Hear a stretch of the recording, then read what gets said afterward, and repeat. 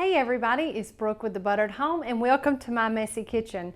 Today we have a fantastic recipe to share with you, and it is our version of meatloaf, affectionately that I call Mama B's meatloaf.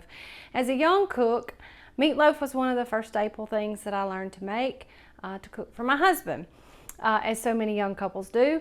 And over the years, I tried to dress it up and add a few things here and there just to make it a little more special. And it has become a favorite at the Buttered Home. And back in 2018, when we started, this is one of the very first recipes that I shared. So I'm happy today to be sharing this recipe with you so that we can take an old standard and breathe new life into it, because that is what we do here at the Buttered Home, and that's what we like for you to do as well. So now we're going to cut overhead and we're going to show you how to put this beautiful meatloaf and even better sauce together now.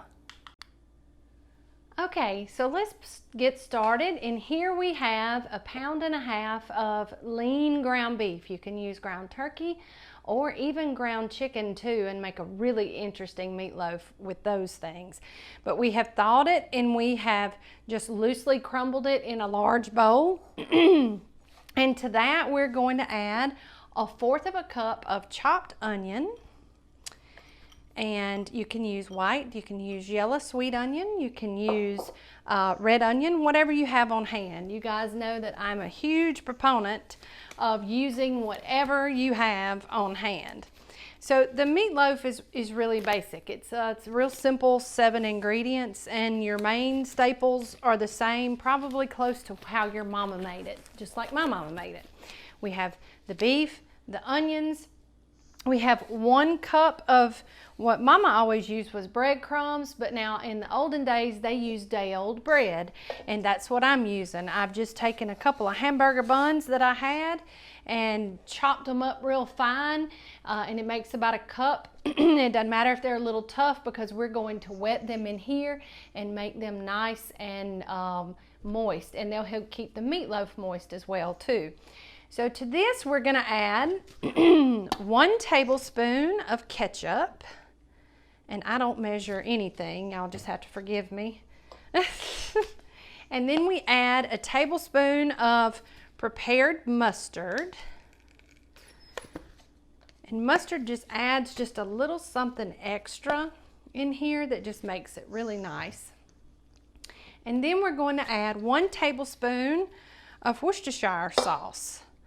And don't ask me if I'm pronouncing that right, because I'm probably not. And then we have 1 egg, and I'm not going to whip it or beat it or anything because I don't want to overdo the egg, because I want the majority of what happens to happen whenever we put the meatloaf together. So now we're just going to take those and see the breadcrumbs quickly, even though they're kind of big. But using the day-old bread here really kind of makes this just a little bit fancier. So I'm going to just get everything incorporated, and my gloves are too big so they're sticking a little bit. And make sure that it's all good and mixed throughout, and that we've picked it all up. And you'll see if your meatloaf makes a nice ball like this where it stays together, then you've got just the right amounts of everything that you need in it. So then I like to take it, and I like to use a square like a brownie pan, and I will line it with foil. And the reason why I line it with foil is because it just tends to kind of, this sauce we're going to pour over it is going to be a little sticky. So this kind of helps kind of keep it from making such a mess, so that you don't have to clean off those tough cooked sugars in your pan. Plus, it makes it easy because the meatloaf, unless you're using really, really lean ground beef, is going to cook off some fat.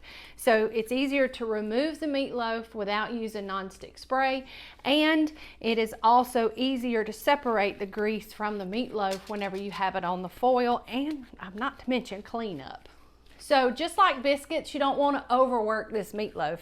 We just want to simply bring it together, have all those flavors in there combined, and then I like to make it kind of in an oval shape.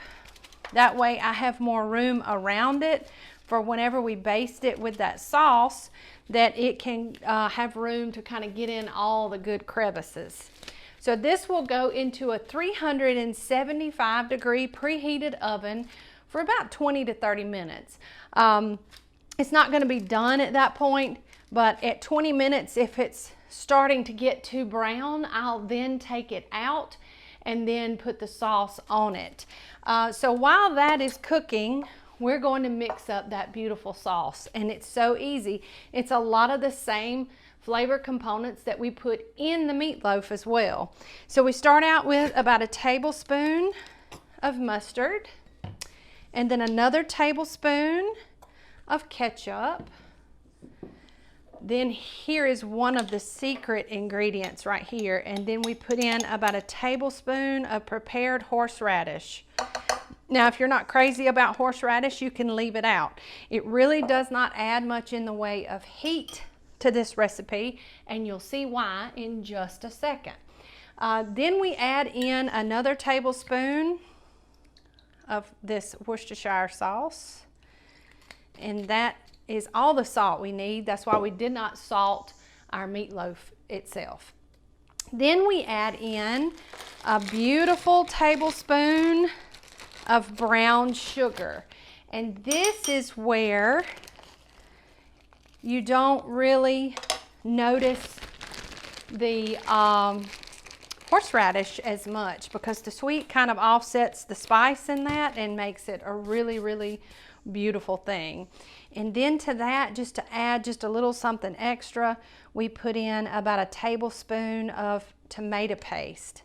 And y'all, I love buying the tomato paste in the tube, and I keep it in the refrigerator. If I buy a can of it, it just goes to waste. So that tube, if you haven't thought about doing that before, that's a good investment. And then the piece de resistance is a tablespoon of really good honey. And the tomato paste, the honey, and the Worcestershire add that little bit of fancy that you wouldn't otherwise get with just a frosted or a ketchup frosting.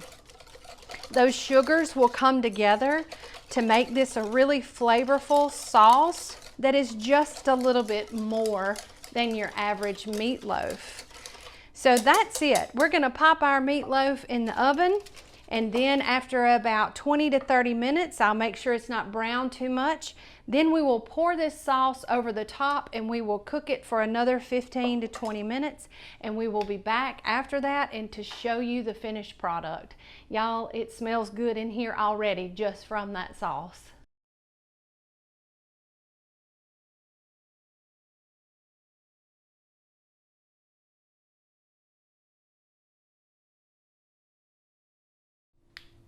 Hey everybody, it's Brooke with The Buttered Home, and we are back. We have this beautiful fancy pants meatloaf that we took out of the oven.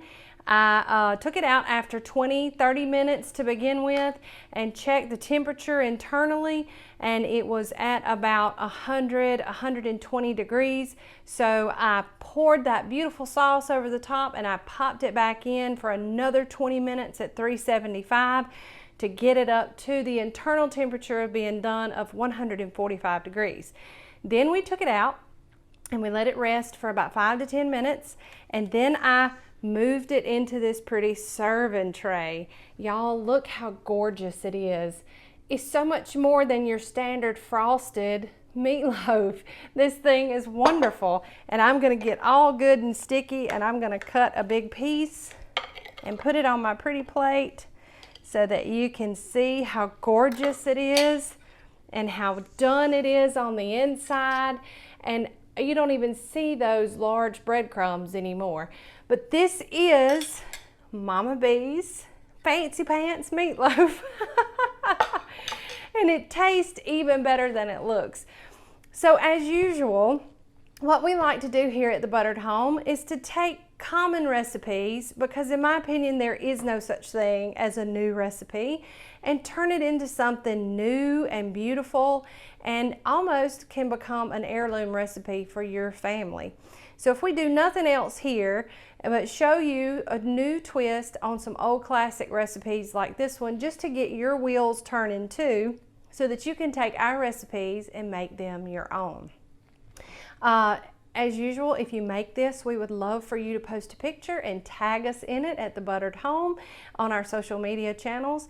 And we also share lots of videos over at Facebook and Instagram, and you can tag us in pictures there as well.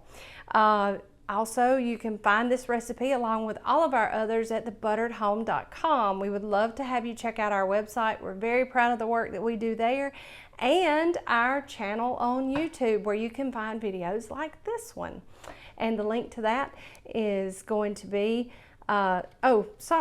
when you go to YouTube and search thebutteredhome.com, I don't have my producer here today. I'm shooting solo, so I'm a little off kilter. But when you go to YouTube and search thebutteredhome.com, be sure you hit that subscribe button so that you can be notified when we drop new videos like this one. Y'all, this has been so much fun to make this traditional, wonderful, nostalgic heirloom recipe, and to take it and just add a few simple ingredients to really make it something that my family has treasured, and we hope that your family will treasure as well. So as usual, from the Buttered Home to your home, we love y'all guys. Stay tuned. Bye.